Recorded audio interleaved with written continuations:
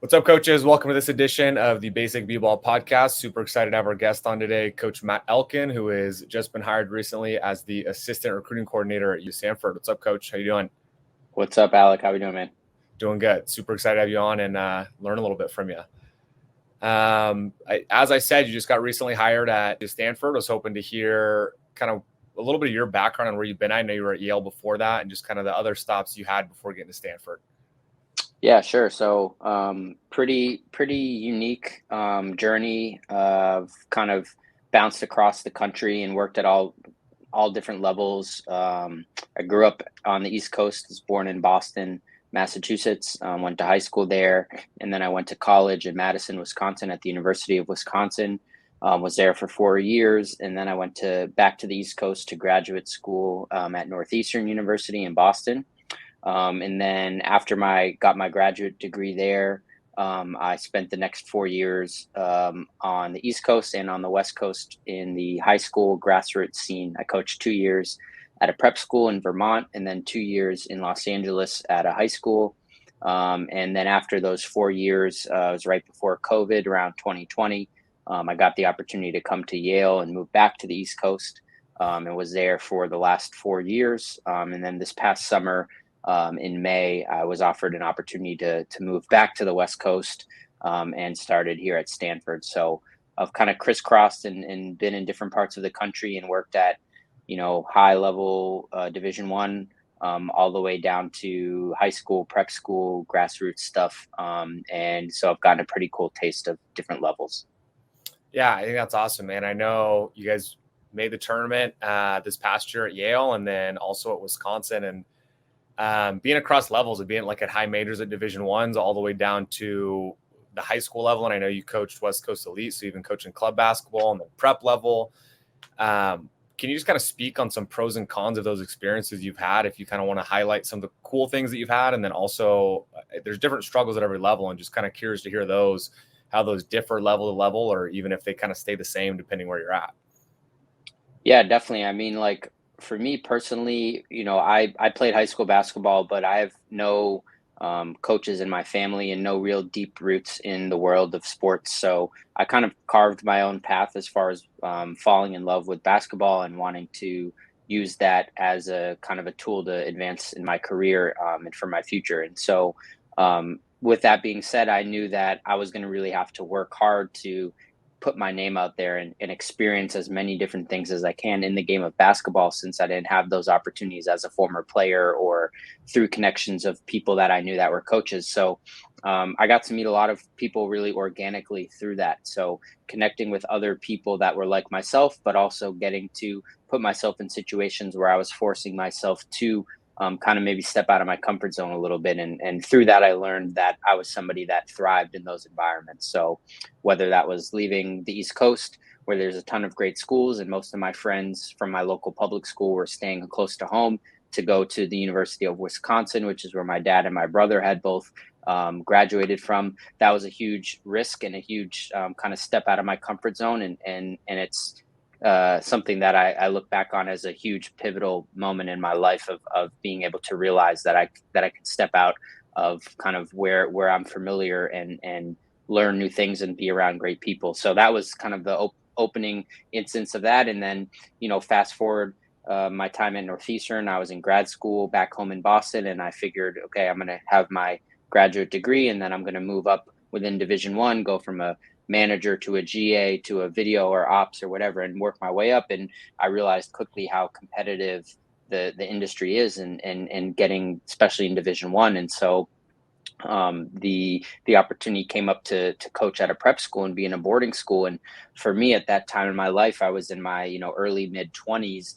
So getting a chance to work with kids that were 16 to 19 years old was great, because I was close in age, but there was still some gap there where I was their coach, right? And so as a manager, as a GA, you're almost a peer with those players, and you're kind of working to learn where do you fit in as a college student, a recent college grad, and now you have these coaches that you work with, and you're trying to play the middleman between them. Now as a prep school coach, even at a young age, I have a little bit more of a gap, and so it really helped me develop my relationship skills with my players, but it also was one of the most instrumental things in my career and my network that I've formed, because in my time at both Vermont Academy in my 2 years there and at Windward School in Los Angeles, I had the opportunity to coach probably 20 Division I level athletes, plus numerous Division II, Division III, junior college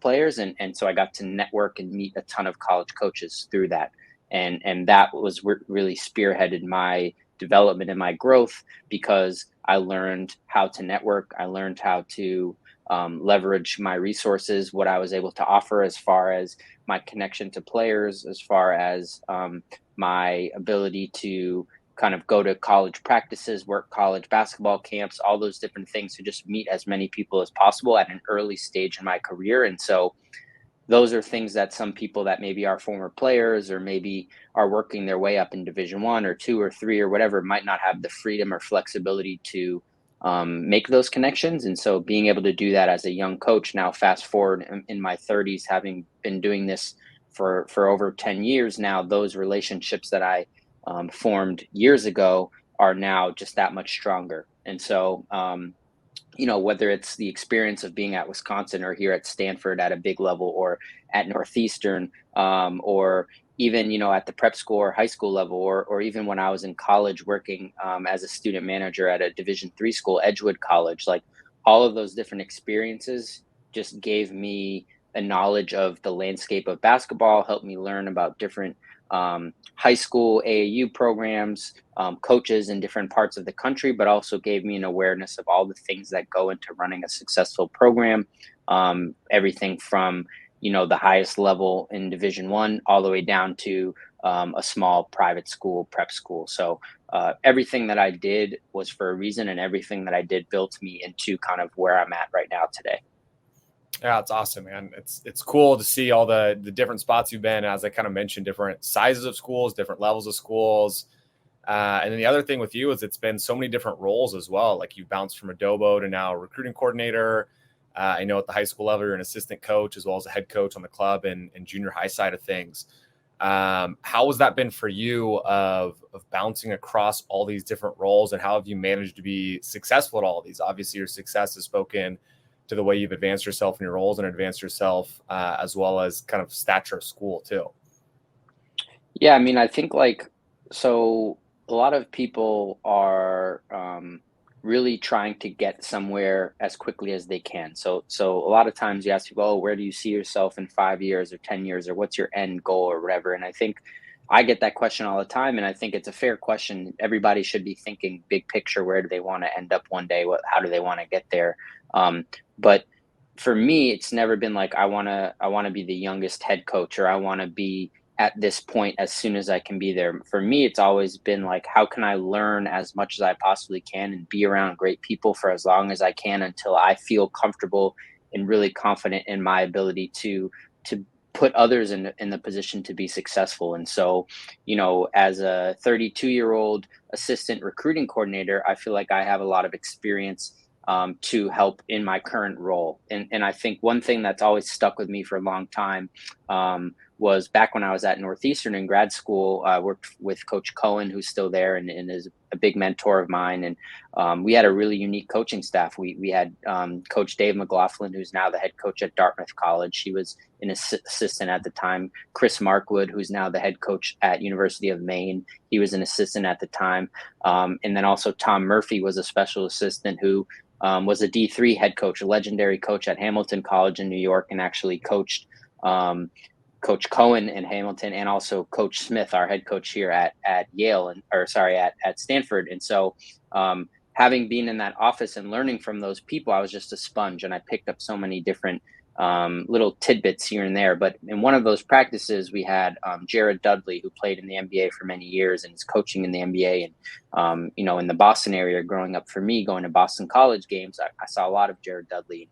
He came into one of our practices. Coach Cohen had been an assistant at BC, so he knew Jared. And he came to one of our Northeastern practices and just told everybody in the huddle, he just said, hey, you might not be the best player. You might not be score the most points, grab the most rebounds, be the best defender, but you can be a star in your role. Whatever your role is, you can be a star in that role. And I took that to heart, like whether I'm a GA or director of ops, an assistant coach, assistant recruiting coordinator, whatever it is, I can have an impact in my role and I can be a star in my role. And so next year, if I'm opportunity to be a head coach, that would be amazing. But I want to be a star in my role. I want to go places where I'm needed, where my skill set and my strengths are able to be maximized and where I can have the greatest impact on the people I'm around. And so I had an incredible opportunity every place that I've been so far to really maximize my opportunity in that role. And it's helped me gain a really great appreciation for all the things that go into being a successful coach, running a successful program, so that hopefully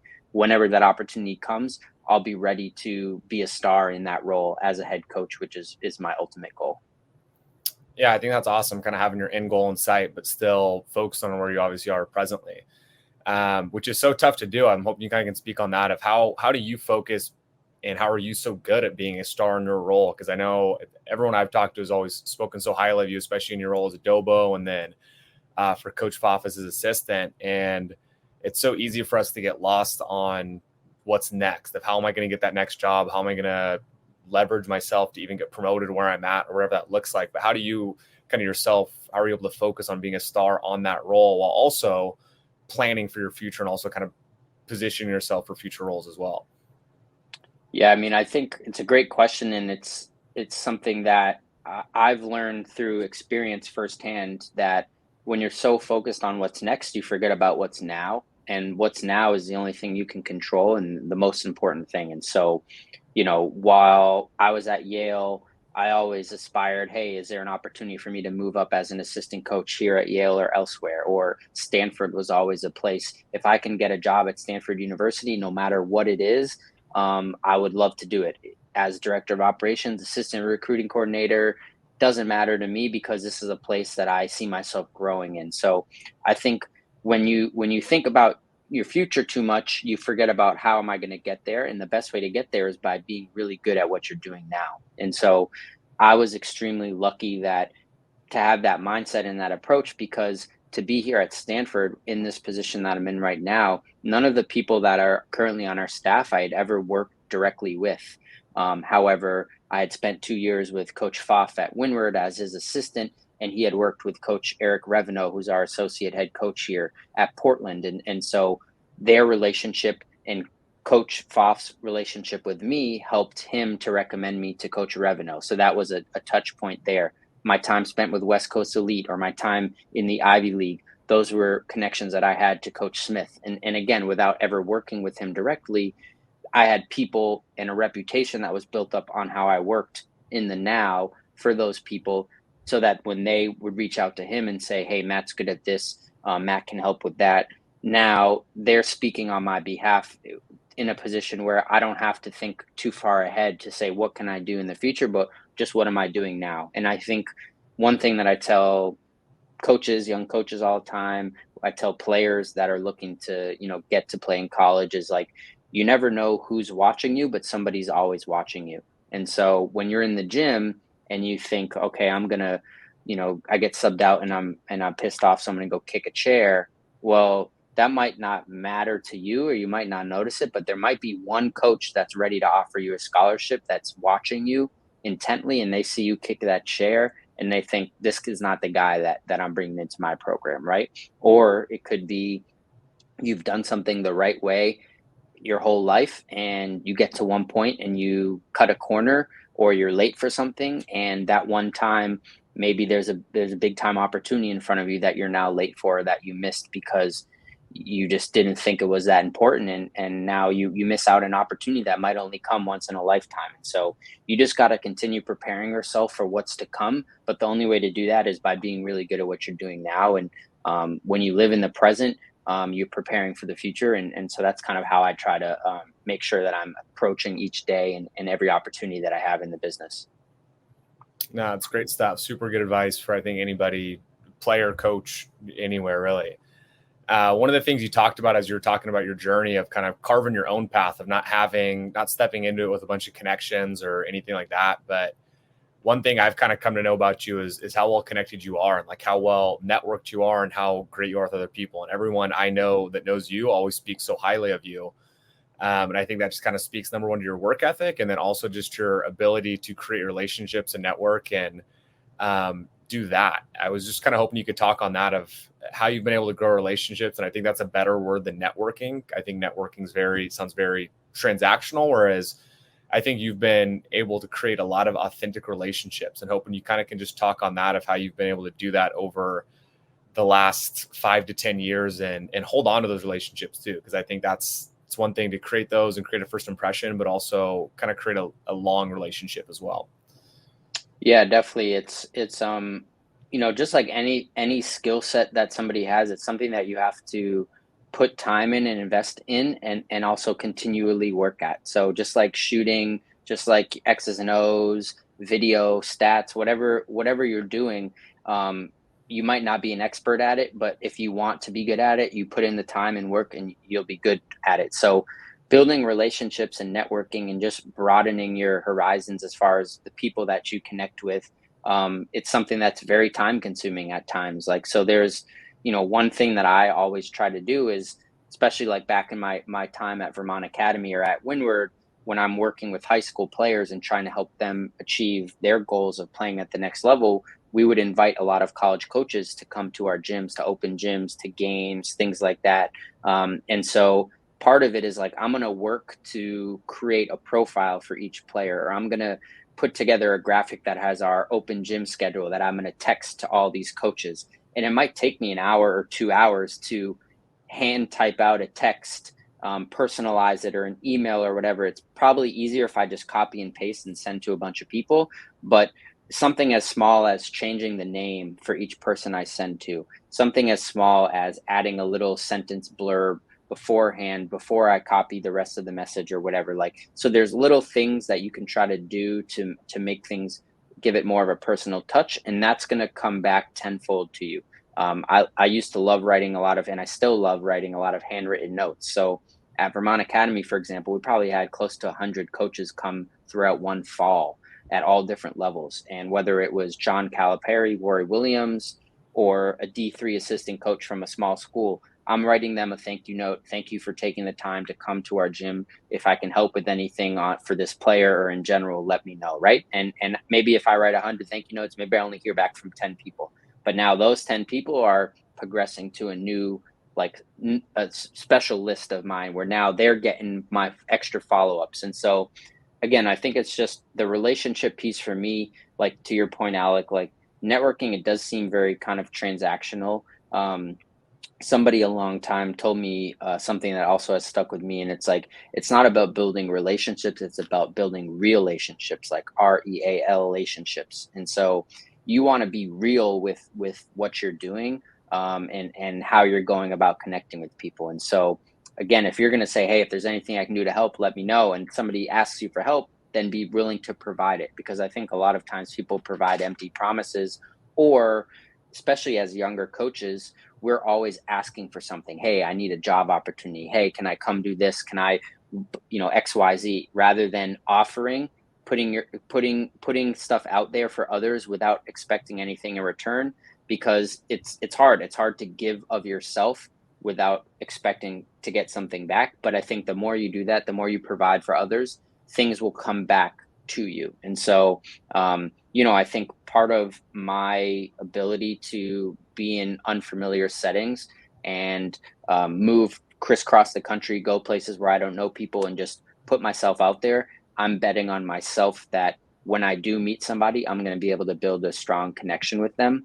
And so that's something that I feel comfortable with. But it's taken time for me to build up that confidence to go into a gym where I don't know anybody and just walk up to somebody and introduce myself. And some people are not like that. Some people are not as outgoing or not as confident in who they are, but you have to try.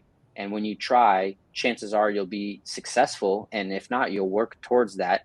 And I think that the amount of people that you can interact with, and the amount of people that you can kind of build meaningful relationships with, is only going to help you in your career, whether it's in basketball, outside of basketball, in your ability to connect with your players, with their parents, with alumni, with other coaches in the department. It's all skills that are being developed, whether you know it or not. And so it's just something that has come naturally to me, but also something I've worked at, and something that I get great value in, knowing that if I can help other people, it's coming back to help me in the long run.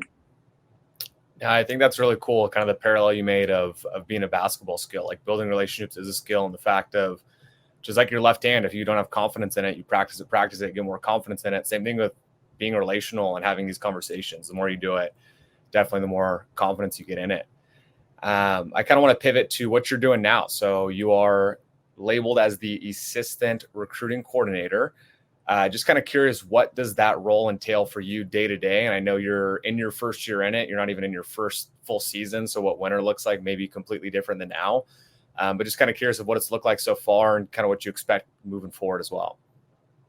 Yeah, so really, really excited, and was really happy to get offered this opportunity to be here at Stanford with Coach Smith and with our great staff. And it was something that I had tried to work on with him as he was transitioning here, and we were kind of figuring out where can my skill set, again, where can I be a star in my role, and knowing that we have a great coaching staff, that a lot of them coming from Washington State.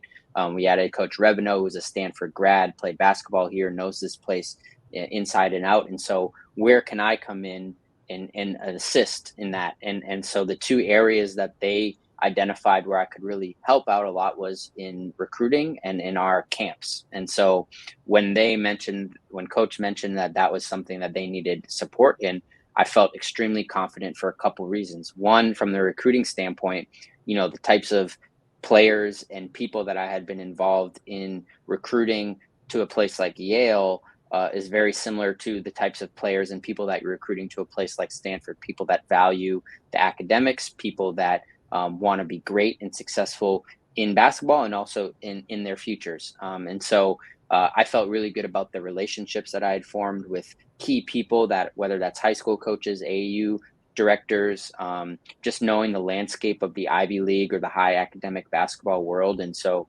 I thought that my organization, but also my relationships that I already had, would help me to assist our current coaching staff in being able to do a lot of the behind the scenes work that goes into recruiting at a place like Stanford. So then the second part was the summer camps. And so the minute I got here on campus, I hit the ground running. Obviously, summer is a busy time for summer camps. And so we have day camps here for younger kids. We run elite camps. We do team camps. We have a Monday night skills clinic for high school guys. And so while during my time at Yale or at Windward or West Coast Elite or back on the East Coast, we did do camps, it was on a little bit of a smaller scale. And so I was just kind of maximizing what I had already done and trying to implement it here at Stanford. And so a lot of the things that I do was in an assisting role. Even in my time as an assistant coach or director of operations, my focus has always been to assist other people take things off their plate so that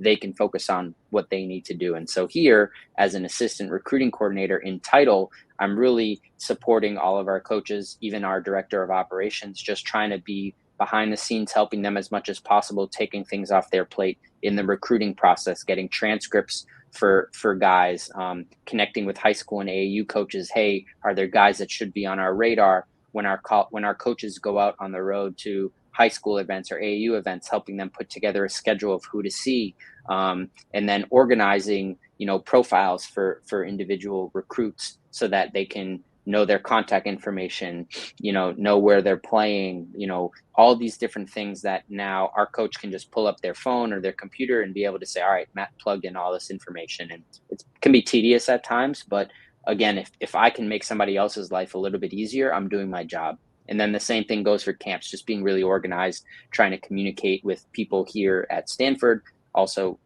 attract other people from outside in our community to come to our camps. Because again, I think if I can build our camps up to the point where people are coming to our campus and experiencing our incredible facilities, meeting our coaching staff, it's only going to make them want to come for games that much more. It's only going to want to make them apply to come to Stanford one day. And when you see the look on the faces of those young kids when they're getting to meet our players, getting to meet the coaches, all that stuff, like it takes me back to when I was a kid and when I was a camper, and how, someone would shoot a 3-pointer, or someone would go kind of slam dunk, and you think, oh, this dude's going to the NBA. And it's like, maybe not, or maybe, but the point is that you're teaching these kids to have fun doing what they love to do and making friends. And so I've always loved camps, and I really enjoy the relationships like we've been talking about. So recruiting, camps, all of those things are things that I feel really confident in, and things that I enjoy doing. And again, it's stuff that helps our staff in a way that allows them to coach, allows them to recruit, allows them to do things that they want to do, player development, where I can take some things off their plate. Yeah, I think that's super cool. As you were talking about it, it's not about you. You kind of really just talked about how your job is assisting others and making others' lives easier. And a lot of that stuff you don't get the glory for. If you guys sign some 5-star recruit, nobody's going to talk about, man, Matt Elkin put together a great freaking recruiting profile for me. Put email was right, his phone number was right, his mom and dad's name was right, whatever that is. Like, none of that glory comes back to you. So I think it's really cool you're talking about how you really assist and serve these guys. And just kind of curious, where did you get the heart to do that? Is that something you've always had? Is that something you've kind of grown into? Is that something like a mentor has taught to you and you've kind of brought on? I'm just curious if you could talk on that for a minute. Yeah, I mean, to be honest, I get a lot of it from my parents. Like I said before, nobody in my family is in sports, but they're all in the business of helping people. So my dad works in human resources, and my mom is a therapist and a social worker. And so the house that I grew up in, and I have one older brother, and he's kind of in the education space, and so nonprofit. And so, like, they're all in careers and professions where they've committed themselves to helping other people in a variety of different ways. And so that's the environment that I grew up in. And that's where I fell in love with basketball as a player growing up. And it's just, I don't know if it's something where there's a specific moment in time when I was like, oh, I'm going to take this and infuse it into that. But it just kind of met really nicely for me as I started to figure out what I want to do with my life. And I realized I love hoops and I love helping people. And so, I'm the type of person that I understand the value of building your brand and promoting yourself and trying to achieve great things and be great at what you do. But I think the only way that I'm going to be great at what I do is when everybody around me is great at what they do as well. And so, I think, like, when everybody else is good, it makes you look good too. So if your team is successful, the people that you're working with are successful, you can be a part of that, whether it's big or small, you're a part of that. Like, when I was at Windward as an assistant coach, we had the opportunity to win the Southern section in Division 1, and my name is not going on the banner. Our players' names are not going on that banner, but whenever I walk in that gym, I will know that I was a part of that team that won that championship, right? And so, like, whether you realize it or not, everybody has an opportunity to have an impact and a say. And just as you can add positively, you can detract and take away negatively, right? So trying to always be that fountain, trying to give to others instead of being that drain, taking away from others. When you can do that successfully, for some of us, especially myself, it makes me feel satisfied. It makes me feel like I'm doing what I came here to do, and what I'm meant to do. And so I just get the satisfaction. I really get enjoyment from seeing other people be successful, knowing that I had a role in that, big or small. And so the more opportunities that I have to help other people, the more it makes me feel like I'm doing my job and being successful at it. And it helps to have been around successful programs, and I've won championships and things like that. But there's going to be good days and bad days, but you got to stay consistent with your motivation to help other people. And again, in the long run, when you're not focusing on the future, but you're just doing what you need to do day in, day out, being good in the now, it's going to help you be great in the future. Yeah, I think that's great. And I think, especially as we embark on all these different roles and things like that, like assistant recruiting coordinator, of what does that mean and what is that? But we really focus on my role serving others. I think that's just such a greater purpose, and even makes your day easier day to day. Of like, it has a bigger purpose than whatever that title is in what you're doing. Definitely. One of the last thing I want to talk to you about is you're a big part of the Jewish Coaching Association, the JCA. I was just kind of hoping you could talk about that and what is it? How do you guys help coaches? What do you see for the future? What do you guys see for right now? Yeah, definitely. It's something that I've been just super excited to talk about and to be a part of. Certainly over the past year since some of the events that have occurred in the Middle East and in Israel since October 7th. But even prior to that, it's an organization that I've been a part of and love being a part of, and has helped me grow a lot as a coach. And so really, it started for me about 10 years ago.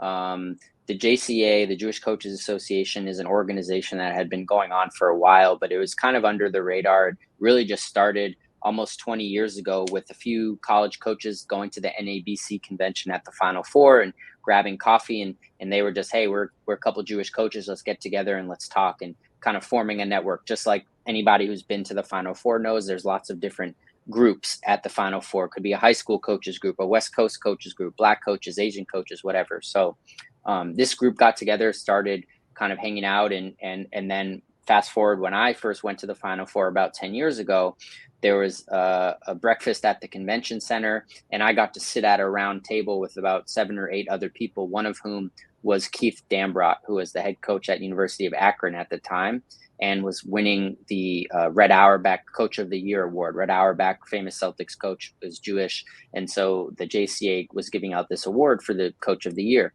Keith Dambrot had coached LeBron in high school. He was very successful at Akron, and I'm a student manager sitting at a round table sharing bagels and coffee with this Division I head coach, and we're just chopping it up like we're peers, right? And so from that moment forward, I knew if every time that I'm able to come to the Final Four, I'm coming to this breakfast. If at the very least it gives me an opportunity to meet people that I would never get a chance to share a room with or a table with, that I'm going to do that. And it started from there because somebody brought me into the room, and now I've made it my goal to bring others into the room. And so ever since that first time, every year that I've been able to go to the Final Four, with the exception of I think the COVID year when it was kind of in the bubble, I've been going, and it's been the number one event circled on my calendar each year. So then coming around to, let's say, COVID, when everybody wasn't able to go to the Final Four, we realized that, hey, there's this great event that we all participate in, but we can't be in Indianapolis in the Final Four this year. So what are we going to do? Are we just going to go another year without having this happen and wait till next year? And as everybody was doing Zoom calls and all these things, I thought, let's just get together a group of coaches the same time we normally would, Saturday morning, and we'll have a Zoom call, and we'll invite some coaches to come on. We'll talk. It'll just be like a virtual version of the breakfast. And that was kind of a flashpoint for us, for the JCA, and for myself, to realize that there's so many coaches, especially young coaches, managers, that never come to the Final Four, had never been to, but were able to access this community now that it was done virtually. And so we had Josh Pastner, Josh Schertz, Joe Pasternak, Eran Ganot. We had tons, Bruce Pearl, many other, Todd Golden, several Division I head coaches, plus Division II, Division III head coaches, assistant coaches, young managers. Everybody was on the Zoom call. I think we had about 80 to 90 people. And that kind of opened my eyes to, like, this is something a lot bigger than just a small gathering once a year at the Final Four. And from that moment, that's kind of where we started collecting a database of all these Jewish coaches. And as time has gone on, that was about 4 years ago now. Since that time, we've had our breakfast every year at the Final Four has grown tremendously, to the point where this past year in Phoenix, we had close to 300 people in attendance. And it's starting to expand beyond just Jewish men's college basketball coaches. We're trying to include more coaches from other levels, everything from youth all the way up to professional. We have NBA executives. We have women's college basketball coaches. We have football, baseball, soccer. We have athletic directors, assistant athletic directors. We have agents, lawyers. We really have made it more into almost the Jewish Sports Association than just the Jewish Coaches Association. And so at this point, as of today, we probably have close to 800 people that are a part of the group and receive communication from me and from other people. And what I try to say about the JCA is that it's not my organization, it's our organization. And so when people reach out to me and say, hey, Matt, I'm looking for a job, or for example, what happened a couple years ago, Bruce Pearl reached out and said, hey, I'm looking to hire a GA, and I would love to try to hire a young Jewish guy to help him advance in the business. And so now I'm reaching out to people in our JCA network and saying, hey, who's interested in this opportunity? And then I'm kind of playing the middleman between Bruce Pearl and some of these young guys. And he actually ended up hiring a young GA from through the JCA network. We have people in our organization that are writers and write news articles, people that, especially since October 7th, have been reaching out, hey, I need support. I'm in an area where there's no Jewish people on my campus or in my community, and I'm experiencing anti-Semitism, or I'm feeling left out and lonely. What can I do? And so we hosted Zoom calls. We had David Blatt, who's a legendary coach whose son was playing in Israel, and had him come on, and had about 150 people jump on to listen to him. And so the community has grown. It continues to grow. And it's something that I'm very passionate about, mainly because of everything that we've experienced in our country and also in our history as the Jewish people. Like to be a basketball coach and to be able to share a great wealth of knowledge and impact people's lives every day is really beneficial. And to find something in common with others that are doing the same thing is really important. So just like you would have any faith-based group, ethnic group within coaching, there's a lot of Jewish coaches out there, and you wouldn't necessarily know. I mean, Matt Elkin, you wouldn't necessarily know I'm a Jewish basketball coach unless you knew me, right? But that's the unique thing about being Jewish and about being Jewish basketball coaches. You have some people that talk about it all the time and are very proud of it, and other people that are maybe just born into it. But no matter what, I think all of us learned in the last year or so that whether you're religious and proud of who you are as a Jew, or you're just kind of here because your mom or dad was Jewish and you don't connect to it, all of us are facing anti-Semitism, and all of us have shared experiences being who we are. And so the JCA is just an opportunity and a platform for everybody that identifies as Jewish, and even those that don't, to show support and to be a resource to connect people all across the country, all different levels of basketball, and hopefully beyond basketball as well. Yeah, it's been awesome to see what you guys have done over the last year, and then beyond that, just being able to create with what you guys have on a shared identity, and the way you guys have been able to kind of come together and create these opportunities for coaches to speak, to connect, and just all that. I think it's great. What's a way coaches can follow you guys, learn about you, be a part of that database? What's kind of, if someone's interested in joining the JCA or being a part of the JCA, what's that look like? Yeah, so we're on Instagram and X at Jewish Coaches. We are in the process of trying to develop a website where people can visit. For now, if you go on the Instagram, if you go on our social media, there's a Google sheet, a survey that you can fill out with your name, your email, your cell phone, where you coach at.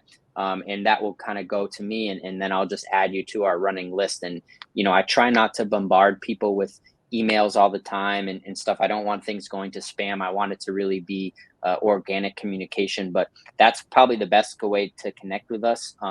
What I love to do is I love to post coaches and other people that are getting new jobs or getting promotions. And so if you look on our social media channels, you'll see a lot of like new hires or promoted graphics and things like that. Because again, this is our organization. I want to celebrate all of the amazing coaches that we have here. So we loved hearing interactions or updates from people that are getting new jobs and posting that kind of stuff. But just one thing that was really successful that we did this past year was we had a fundraiser. It was called 3 Pointers for Israel. And after October 7th, we wanted to figure out a way to give back to some of the wounded soldiers that had been impacted. And so a couple coaches and people that were involved in different basketball programs actually donated for each 3-pointer that their team made during that opening week of the season. And we raised almost $10,000, and we donated that directly to them. During Hanukkah time, during the holidays, we did Coaches Light Candles. It was a kind of a hashtag that we created, and coaches that wanted to celebrate Hanukkah, there's 8 nights of Hanukkah. And so if they're lighting their candles, we took a picture or a video and we shared it with everybody. So again, to say, hey, we are proud of who we are, and we want to celebrate, shine the light on who we are as Jewish basketball coaches or Jewish coaches in general. So people will reach out to me directly, Alec, too, and just say, hey, I want to get involved, or hey, I have this nonprofit organization, or, hey, I have a job opportunity, or I'm looking for this or that. Can you share it with the group? And I always send it out to the group.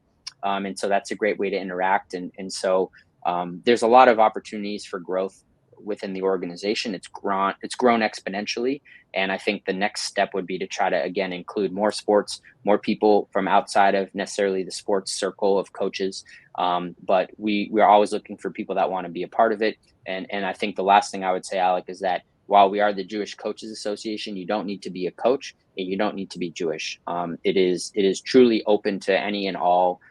We just look for people that want to be supportive and want to be a part of our community, because our community is strong and we can only get stronger. Awesome. Now, it's super cool to hear what you guys are doing outside of just networking and things like that, of sharing the different fundraisers and other ways you guys are able to connect and give back and help. I think that's great. The last thing I got for you is a quick 30-second timeout. So I'm going to give you a game situation here, give you 30 seconds to drop a set, and then share what you got for us. That sound good? Sounds great. Let's do it. Awesome. Okay. So situation for you is end of half. You got 15 seconds left to go the length of the floor. So some sort of quick hitter to get a bucket to end the half with a little momentum for your team headed in there. Okay. All right. Let's see if this works.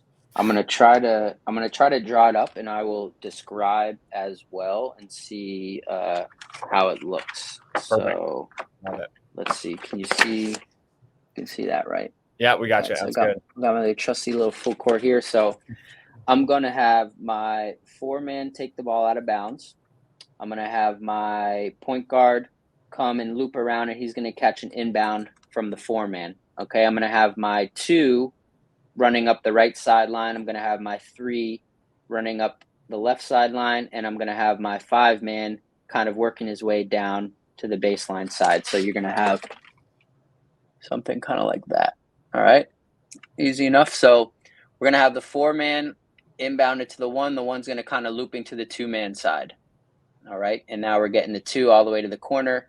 3 is going to kind of stop here on the wing. 5 is going to get to the baseline. 4 is going to be trailing. All right, and so what I want to have here is I want to have, we call it here at Stanford, we call it a pistol action. Right. So basically what I'm going to have is the 2-man that kind of gets to the corner. He's going to come up and set almost like kind of like a step up ball screen in the corner for the 1 as he's turning, getting down the floor, coming up the right side. Okay. And then as that's happening, the 4 who's trailing is going to be there. And the 2. So you see the 2 setting this kind of step up screen, and then the 4 is kind of falling right behind. All right. And while that's happening, we have the 5-man that's on the baseline. He's going to kind of come up to set a little bit of a hammer for the 3-man in the opposite corner. All right, so you guys see that over here? So he's kind of coming up and setting that. So now there's a couple different things that we can have here. And I'm imagining as this is happening, probably have about seven or so seconds left, right? Maybe there's a little bit of pressure in the backcourt, whatever, but this shouldn't take more than 5 to 8 seconds to get the ball up the court and get into our action here. So now we have a couple things. So you can have the 1 turn the corner and just get a layup, depending on how the defense is playing him. All right, you have that. The second option you have, depending on if the defense comes over to help or sucks up to kind of guard this hammer action right here, you have a drift pass for the 3 here in the corner to catch a 3, right? Or he can catch it and drive and attack the basket again. Hopefully, you have enough time for that.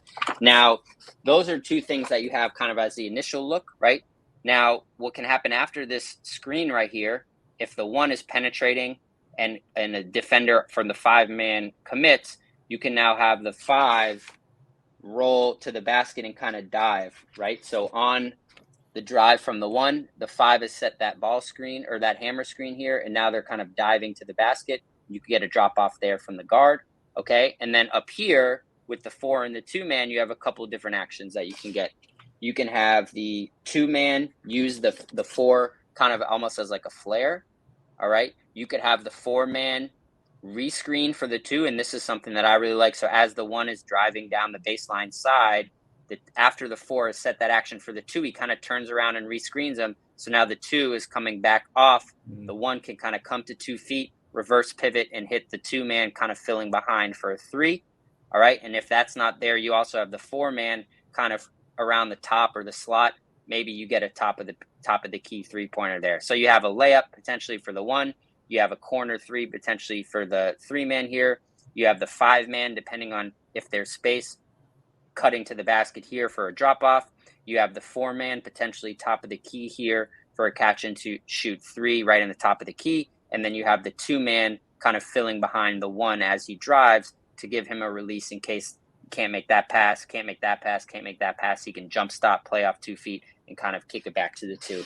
So I think gives you a bunch of different options. And again, depending on your personnel, like depending if you have a great shooter, if you have a big man that can stretch the floor, right, you can obviously adjust. And then depending if that's an action that you've run previously in the game too, like maybe the defense is going underneath. So now that flare for the 2 is going to be open and that's your first look. Or maybe the hammer is not there, but that slip from the 5-man is there to get a layup. So, I love being able to catch a 3-pointer at the end of a half too, and just kind of, especially like deep corner in front of the bench, like you bang it and then you're running right into the locker room. Like I love that. But anytime you can get a bucket to end the half, give your team great momentum, whether you're up or down, doesn't matter. So that's kind of what I would do, especially if you had, 15 seconds, give you enough time to operate. You don't have to be in a rush, but you have enough time where you can get one shot. And ideally, since it's the end of the half, you don't need to keep any time on to get if it was end of the game, you might want to adjust that a little bit. So in case you miss your shot, you can grab a rebound and have a second opportunity, but end of the half, you really want that shot going up, 2 seconds or less, so that if it doesn't go in, there's no time for the defense to grab a rebound and go the other way. I love it. It's awesome. Options on both sides too, man. You got the initial layup and then all sorts of actions on both sides available for it.